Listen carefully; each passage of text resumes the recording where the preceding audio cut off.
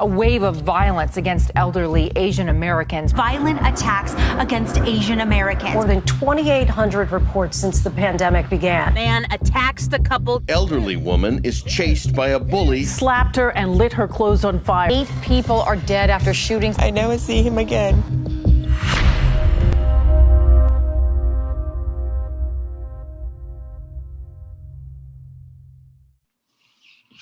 All right. Thank you all so much for hanging in there with us. It's definitely an amazing video. Eugene Lee Young is absolutely amazing. But also the rest of the TryGuys, they always just have so much fun, and I wish I could live their life. But a few things, I did send the links that Eugene was talking about in the video into the chat. But I also sent 12 different discussion questions that we'll kind of have the opportunity to unpack and discuss a little bit more. So if you're feeling comfortable, if you please show your camera up, and if not, that's completely okay. You can also utilize the chat once we go through all of them. You all should have received your Grubhub gift card if you showed up at 5 and you attended for throughout the video. If you did not receive that email from Grubhub, please let Orchid or Kathy May know, and we can connect you to the person that can get it to you. But with that, before we enter the discussion section, I did want to point out a few guidelines when we discuss. I'm going to send them in the chat right now. The first one is that participation is absolutely voluntary. We are not requiring you to volunteer or participate, only if you so choose. The second part is that we do ask for you all to do one mic, one voice, and then throw glitter, not shade. Don't be shady, y'all. And this is definitely a safe space. The other part is to accept and accept discomfort, and kind of like those Vegas rules, right? Like whatever happens in Vegas stays in Vegas. So if somebody shares something that is vulnerable or personal to them, please do not share that outside of this group in this space. So with that, we're going to go with the first question. I sent them in the chat throughout the different sections. I know it was kind of long ago. So the first question was, why haven't we as a society talked about anti-Asian hate at the very beginning? So I'm going to try to take a step back because I know it can take up a lot of space. So if you all feel comfortable answering that question, it's definitely more up to you. There's no right or wrong answers. That is a fact. No right or wrong answers in this space. If you're also more comfortable utilizing the chat, you can definitely use the chat. Can you define very beginning? So I think the very beginning was when folks from the Asian diaspora definitely started immigrating to the United States. I'm so bad at like time periods. I really could not. I'm so bad at No, totally. No, it's like, I think it's because it's just kind of invisible history in a way. Like it's not really taught in schools. I remember the first time I heard about the Chinese Exclusionary Act was like 17 or 18 in APUSH. So like, in not having any reference of what that kind of legislation actually existed in America at the time. So that was like, they don't really teach it that much. It's kind of an invisible history. Exactly. Joey, you are so right. And I think that's one of the things that you brought up really resonated with me, is that like, we're not taught some of this history. We're not taught, I think, especially in the education K-12 system, we're kind of taught it from a westernized Western lens. So like, it's not inclusive to the tough parts, the tough history, but it's real history, especially against the Asian community. Or flip side, I learned about, Washington State had the Washington State history program in 7th grade where you had to pass, and it was like, we learned about Japanese internment then, but I feel like that was kind of too young to learn about that kind of thing. Like at 13, you're not really like, you hear about that, you're like, oh, that's terrible, but there's nothing you can really do about it because you're 13, you know? But if you were to learn about that and have to really think critically about that at 17 or 18, that could really like spark something in activism and stuff like that. But I feel like just if they do teach it, it's like too early or not fleshed out enough, and so the other stuff they just don't teach at all. For sure. Does anybody have anything to add? In the chat, Cassie mentioned, I think a big contributor is the survival mentality that most Asian American families have and had growing in an Asian household. I've been told by my family to keep quiet, stay out of trouble. No, for sure. Thank you for sharing, Kathleen. I definitely know growing up, I can only speak on behalf of my community. I'm Filipino American. As a member of that community, I know that we've always been taught to stay silent against the injustices against us, just so that we aren't harmed or that we aren't brought more attention to ourselves. Glenda agrees with Joey. They believe that the Asian Americans were considered invisible, and that's definitely true, especially back then. So I'm going to send the second question. What did the Chinese immigrants experience during the 1870s and the 1880s? And so me and Glenda were trying to remember our history. What we remembered is when they were like put in little what is it, the railroad type. They were shipped over from China just to build America. Yeah. And so when they migrated over here to the US, a lot of them were in Seattle.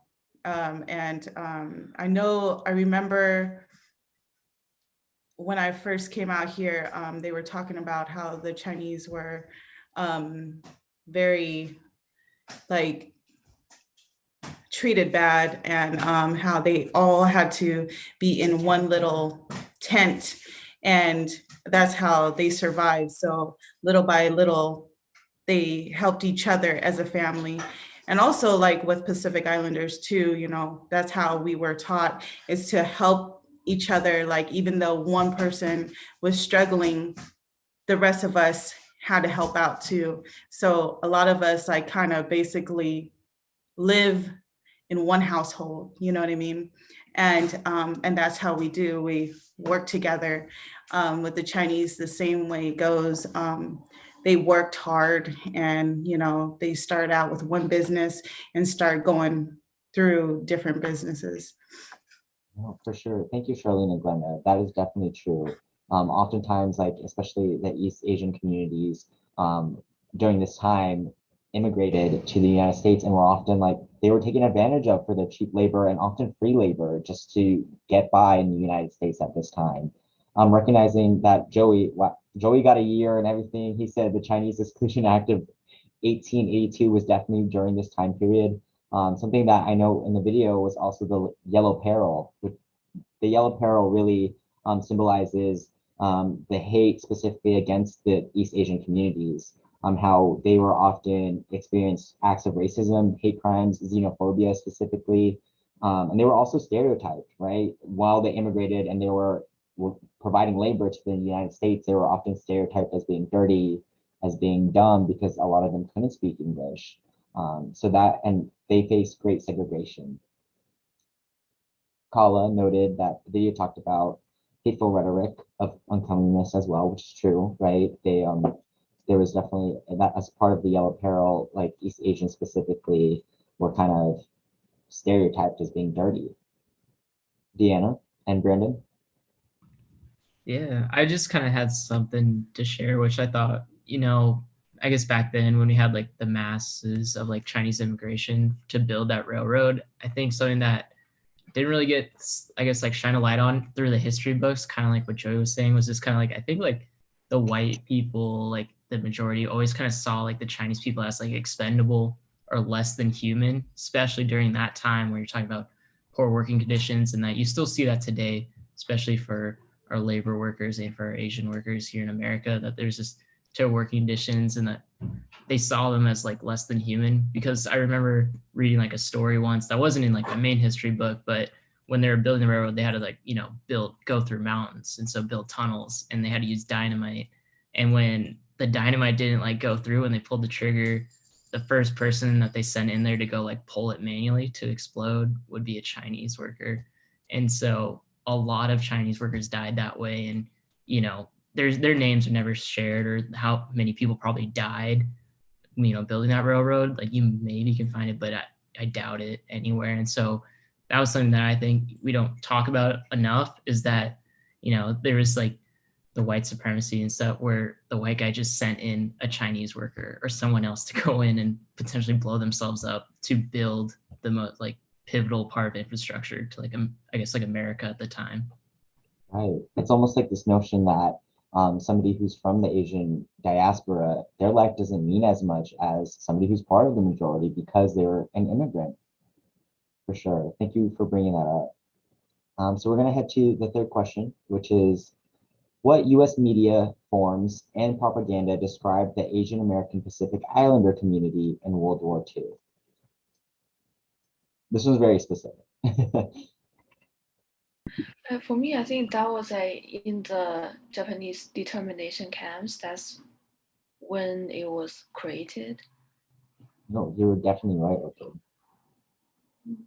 Definitely like this rhetoric, especially against these communities, just for being who they were, and just that it's called xenophobia, right? It's like just hating folks just because they're not from the specific nation or country that they are currently from. I think it was also mentioned that like among soldiers, like no matter what they did, they weren't recognized or like honored or anything, because they weren't white and because of the xenophobia. Exactly. Thank you, Kyle. I want to know, like one of the guest speakers really touched on that, like how their grandfather served as part of the war, but never really said that they were an American, even though they were a US citizen, because they didn't feel like they were part of American culture because of the stigma against the way that he lived. Anything to add? Does anybody have anything to add? Feel free to also utilize the chat if I'm going way too fast for these questions. But we're going to head to the fourth question, which is, what is the model minority myth? So in the video, I remember it was because there was a law that specifically pick Asian Americans from different countries that are in higher rank, that have like better, that have the like top gear of education, economics in those different aspects. And then after they moved to America, they started to become a type of image that being compared with other minorities, other different race, and to show and shape them in the media to kind of make the image that if they can do it, why other race couldn't do it. Also kind of another form of white supremacy. Exactly, okay. And I'm recognizing what Kathy May added to the chat, is that the model minority is basically another term for a role model for the minority. They are a part of the community that every other minority or ethnic group should aspire to be. And the reason for this is because during this time, the only specific immigrants from the Asian diaspora that were allowed to immigrate to the United States were Asians that were wealthy, well-educated, or had well connections because of their wealth. And so because of those vast numbers of immigrants who were allowed to enter the United States, people saw a large number of wealthy Asians, rich Asian, or not wealthy and rich or something, but educated Asians as well, which added to like the model which created the model minority myth. And I want to touch on something that really like I found really important, but also I learned through this video, is that during this time there was what's called, and I feel like it still is here, like the bamboo ceiling, that Asian Americans do not get promoted if they work for companies, organizations, even nonprofits, wherever it may be, because this model minority myth stereotypes us to be quiet, subservient, and just do the 9 to 5, do our job, and do it well. And I think that Eugene touched on how it's especially prevalent for Asian women, because there's this notion that Asian women should be quiet, should not speak out, and they often do not get promoted to higher positions because of that. All right, so the fifth question is going back to the Vincent Chin case. So how did the Vincent Chin case influence Asian American communities and US society as a whole? This was definitely a huge turning point in the advocacy for Asian Americans. And this also played into like the model minority myth within society. Played against, I should say. Well, to touch on the US as a society point, I guess it gave, it kind of created or recognized the intersectionality or intersectionality of like different communities of color, and really giving the spotlight to Asian community and giving other communities to what am I trying to say? You know what I'm trying to say, like trying to like build community, like solidarity between multiple communities. I was just gonna say there we go. And Yes. collaboration with these marginalized communities. For sure, Joey. So just as a refresh, like this case was when Vincent, who was an Asian American, he was murdered by two white auto workers. And it was during this time that there was like a Detroit auto worker job loss. And so a bunch of folks just lost their jobs. And a lot of people said blamed it on Asian immigrants for taking their jobs. And this is still prevalent today. People think immigrants are taking their jobs. Okay, so I think in the video, I did like before watching the video, I didn't know that it was the Black community and Asian community was that united like in the history. I think this video taught me a lot. Like after the Vincent Chin, it was the Black community who helped like that support to even paid money to put this Vincent Chin case in a newspaper. I think in the video. I think that was very touching. Yeah. It's amazing. Yeah.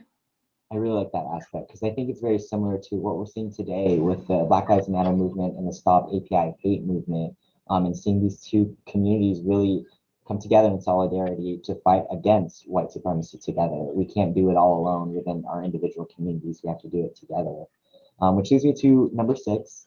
But I do want to add that the Vincent Chin case also showed society like prove this model minority myth incorrect, that it is a myth, right? Because at this point, like Asian Americans chose to be advocates for themselves and for the death of their community member at the hands of the majority. So they protested, they demonstrated, which really wasn't part of that model minority myth of being quiet and subservient. So question number 6 is, in the 60s, what did Black and Asian communities look like? And how did Black and Asian communities help each other on civil rights movements, which a few of you, like Joey and Orchid, kind of touched on earlier. But if anybody has anything to add on what this really looked like. I think from what I got from the video, there's this cross-cultural activism, and that really is truly powerful because it really helped these two communities realize that it's from the same source, which is white supremacy, and I feel like that's evidently like true even now, obviously, but I think from the video it also talked about how there's still anti-Blackness in Asian communities as well, and I think that's also an important thing to bring up, because we can stand in solidarity with each other, but we also have to acknowledge our own biases. But exactly, Deanna. I think you're exactly right. And I feel like I know in my own family, I saw that a lot. Like most of my family are Filipino American or Filipino presenting. So it's very difficult. And especially during the Black Lives Matter movement last year, like some of my older families would like say something that's either inherently racist. So you have to hold them accountable. Like that's their internal bias that's coming into play. And Deanna touched on it, like we can't do it alone, right? Like we are all marginalized and the common enemy here is white supremacy. Kathy May wants to add that it was also touching / inspiring to see how two different communities united to recognize the injustice faced by both. And I completely agree. And again, I'm so under like the circumstances, I'm really lucky and happy to see the solidarity between our two communities again, unfortunately this year with the Stop Asian Hate movement and the Black Lives Matter movement. So question number 7 is a jumping off point. How did the police departments and police violence play a role in Asian communities and the Black Lives Matter movement, which we've kind of again touched on before, but this is a little bit more of a nuance specifically with modern day movements. Specifically looking at like police, like what do you all see as their role really in like sparking some of these movements? In the video, I remember there was a like one case was a police officer, and just stood there and look at the conflict among Black Americans. And another case was a Asian American shot a person and he didn't got enough penalties.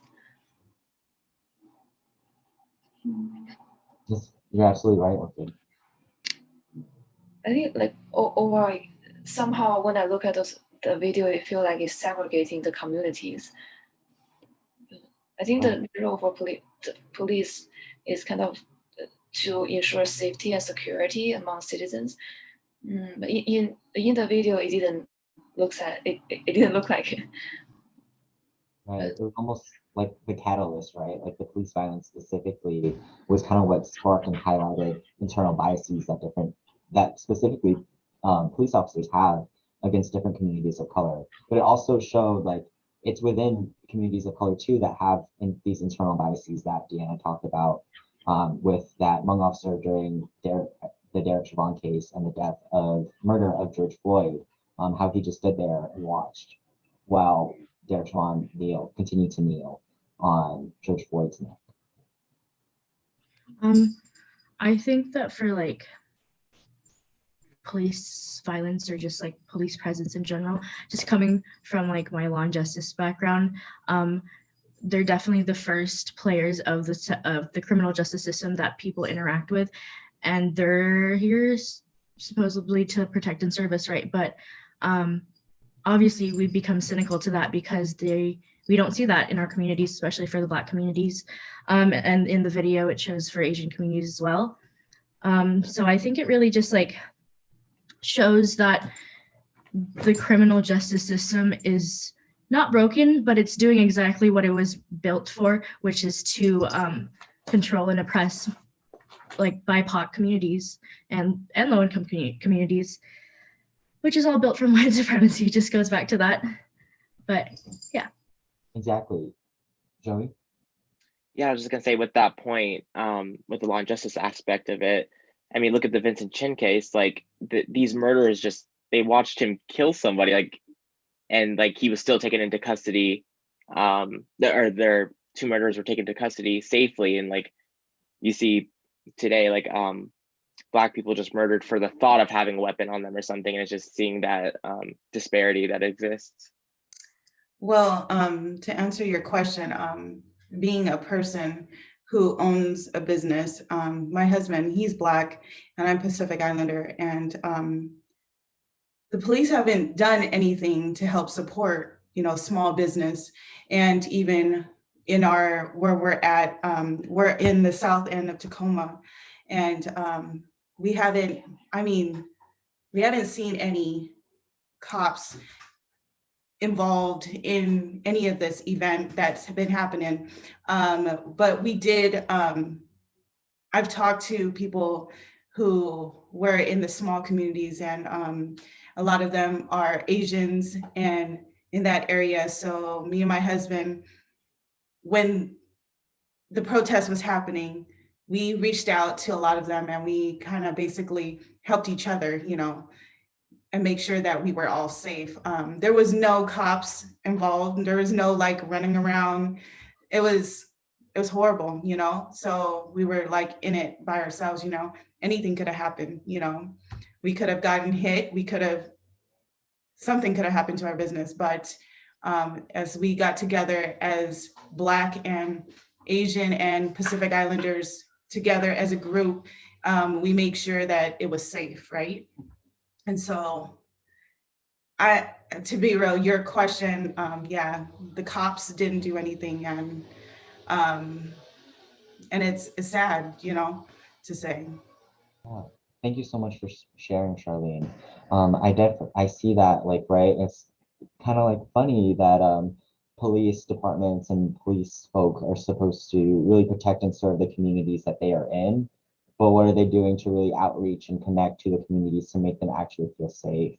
And oftentimes, like, internally, it's your own community that is protecting one another, and the cops are just there, right? And oftentimes are really only called when something happens. But what are they doing to outreach and connect to those communities when we need them the most? So that's definitely, thank you for sharing. That was definitely interesting, and I really enjoyed hearing that. So question number 8 is, how did politics and rhetoric affect the Asian American Pacific Islander community during the pandemic? Which is, so we're kind of getting more to the modern times, sort of like the historical part of things. I remember one funny story, like when I was in Cascadia a few years ago, and I don't remember which class, but it was kind of like English writing and reading. And during that class, during the break, and my professor, she opened a video about Donald Trump mentioned China. So it was like a few minutes video, and the whole video was the clip, the combination of those clips when Donald Trump mentioned China, and that was I think that was before, not way before, like before the coronavirus happened. I think like during the pandemic, the rhetoric towards Asian Americans, I think the image got worse. Like especially like China virus. I think we did also mention that, and like for me, it kind of make me feel unsafe. Like when I go outside, I need to make sure that my mood is great. So if my mood is it's a bit sad, I wouldn't go out. Like I was kind of, when I go out, I will make sure that if something happened to me, I can face it. And also I heard one of my friends mention that his friend got mentioned by a white person that go back to China, but his friend is not even from China. And I'm not sure if the person who told him it was like got the information from media. I'm not sure. But it just the increase of the crime is disturbing for me, because I'm a person from China, also Asian. Right. Thank you so much for sharing, Orchid. Going back to like the first part, right? Like if there's a high government official like former President Trump mocking Asian Americans or Asian folk, but also he kind of really ignited some of the comments about the Kung Fu virus and whatnot, like some other dumb terms that are xenophobic, really, in regards to the coronavirus. If somebody hears that from a government official in a high position, that's definitely going to influence others and his followers or constituents, right? So that's definitely how that has affected the API community during the pandemic. Kind of just like piggybacking off of that, like you said, it's I think it's really, like, I don't know, I guess it's just scary how so many people in power are white rich individuals. And especially coming from like a former president, it obviously fuels these racist rhetorics. And I feel like what I was trying to get at was just like the importance of proper representation, not just white representation in leadership and power positions. So yeah, this just wanted to. Yeah, absolutely, representation matters. Sometimes people are like, oh, they're only there to be like the token BIPOC person or the token LGBTQ plus person or the token like person with a disability, but like the level of representation, how that can empower and inspire others to be in those positions means so much. Means so much. Yeah, it's like even if you don't buy into this harmful rhetoric, it's still like in the atmosphere of the society, you know?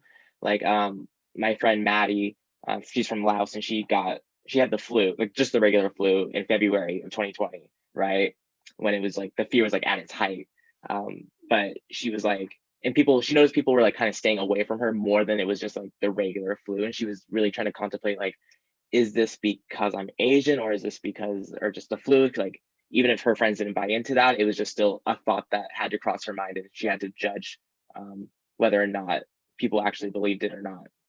Yeah, thank you for showing that, because that's definitely an unfortunate reality. I know last spring I had really bad spring allergies, y'all, and I'm in Ellensburg, and Ellensburg is a predominantly white and conservative community, and so I definitely had a lot of fear of just being out in public just to get groceries or whatever that may be. Like I didn't even get groceries unless I had my two roommates who are white men with me, because of just like that fear of either being hurt or like stereotyped as somebody who was bringing the virus. So question 9 is talking about the voting results among Asian Americans. And this is historically, but also now as far as voting turnout. So what are the voting results among Asian Americans? I remember it being like really widely split, like a huge difference. And it also depends on like what community people are coming from. But that there was also like a record turnout in Georgia this year. But I think that was also all around in Georgia, like as a whole. There was a lot of campaigns and postcard writing and stuff, but that was like a huge thing. Yeah, thank you for sharing, Carla, because you were right on the money. Like there is the widespread kind of like, and I'm not saying like there's always one specific political party that like this community has to lean towards, but it was vastly different, but also that generational gap, right? Especially for our older API community members, there was a relatively high turnout number, but our younger generation didn't have that much of a high turnout until this election. All right, so question 10 is how to change the situation specifically with voting and representation in government seats. How do you all think we can change some of these numbers? I feel like I think what they brought up in the video is just the grassroots organizations starting local. So definitely investing in BIPOC communities, investing in BIPOC youth, and kind of just educating folks and having those resources, but not just having the resources, but also having them accessible to community members and children. I feel like just knowledge is always power, so it's never a bad thing. So. Absolutely. Glenda. You know what? I thought the best thing at the end of the video is when he said, the first thing we need to do is to continue to talk about it. I think that's where we need to start, is continue having these great webinars and getting together with our families and just talking about it and letting everybody know what we are learning here. Yeah, absolutely. Also, a lot of corporations, businesses like to hide behind, like, when confronted with this, like, why don't you have Asian people, Black people, like people of color in your business? They always like hide behind the, well, we didn't find any, they didn't apply or something like that. And when it should be flipped on them and say, what are you doing to recruit these people, people of color into your business? How are you trying to meet the specific needs that these communities need to be developed and trained into your organization? Something that needs to be put on a lot of businesses. So. Yes, exactly, Joey. I could nerd out about that stuff forever. My major is in human resource management, so I definitely like learn a lot about like the inequities in recruitment and specifically retention for BIPOC employees and specifically like large companies and organizations. Like it's great because a lot of them can do well with recruiting BIPOC employees and staff, but what resources are they providing and what compensation are they paying to retain people of color who are working for them? Not a lot. And certain universities too. Facts. All right, so the last question is basically keep talking about Asian hate, which Glenda really touched on. Like, where are we at right now with that? Where do you all feel we are at right now with that? Do you think that we are, as a society, are still talking about it? Are we talking about it enough? Are we talking about it too much? Yeah. I think that for me, the current situation makes me want to speak out more. I think that it's kind of like triggering to see what the president, like what Donald Trump said, and like what the media present. It was like I had one experience that my previous roommate, she didn't like. I'm not sure if she didn't like Chinese, but like we just opened up for conversations, and then she felt comfortable enough to say the world hates Chinese. And then the next day, like it took me a day to digest that information. And then the next day I tried to tell her that the comment that she made last night bothered me. And then she tried to show me a media. She pulled up a YouTube video and she wanted me to see the comments about Chinese. She's from Vietnam. So it was like, I think it was kind of, she had experienced that people mistaken her. I'm not sure, but because of COVID-19, that she had experienced that in the airport, she got kind of she felt isolated in the airport because of the COVID-19, the situation. Like people maybe explicitly show some distance or some negative connotations or negative, make Asian American feel not safe. And she had that experience, and then it's kind of, I kind of understand her in a way, but it doesn't justify her statement. I think it's kind of, it was triggering for Asian American, for this group as a whole. And it's also a trigger for me when I want to say that when I'm proud to be Chinese. And I think it's kind of a good, I think it's a good time for more people to speak their mind, even though, like, as long as they speak their mind and they have opportunity to correct it and then speak more. So I think that's where I am now as part of the Asian group. Yeah, thank you so much for sharing, Orchid. I know that like some of those conversations to have are really difficult, so thank you for sharing that. Thank you. So I personally want to say that I think we should talk about it more. I think that this is a continuous conversation because oftentimes, again, Asian Americans are left out of the conversation a lot because of the model minority myth, right? Folks think that every Asian community and Pac Islander community is doing okay in the United States. Well, no, we are still targets of discrimination, xenophobia, and hate crimes in the United States, and we still face many inequities, but people just don't ever really consider, I feel like, the Asian American Pacific Islander community. So I think we need to continuously talk about it.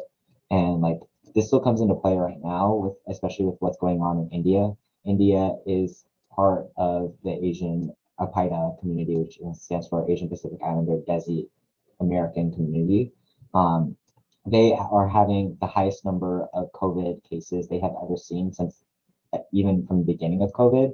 And a lot of that is due to the lack of access to vaccinations, lack of access to medical supplies that we do in the United States. So I think we should definitely help out as a nation to India right now. And I think, oh, sorry. Oh, no, go for it, Orchid. You got this. Well, I mean, I think our meeting is close to the end, and I want to put, I put a comment in the chat. So like we'll have this website. So if there are upcoming events, you could check it out by looking at this, clicking this link. Thank you all. Yeah. Is there anything that you want to focus? Yeah, well, thank you all so much for coming. This really means a lot to me personally as a member of the API community. It is also Asian American Pacific Islander Heritage Month. So I'm hoping you all consider using those $20 Grubhub gift cards to support a locally owned, that's actually owned by somebody from these communities, and support them. And really think about that. It's May. And of course, thank you to Orchid, Kathy May, and Michelle Cook, who really organized this amazing event and really thought of me to facilitate this conversation tonight. I'm so honored to be here. Thank you all so much and have a great weekend.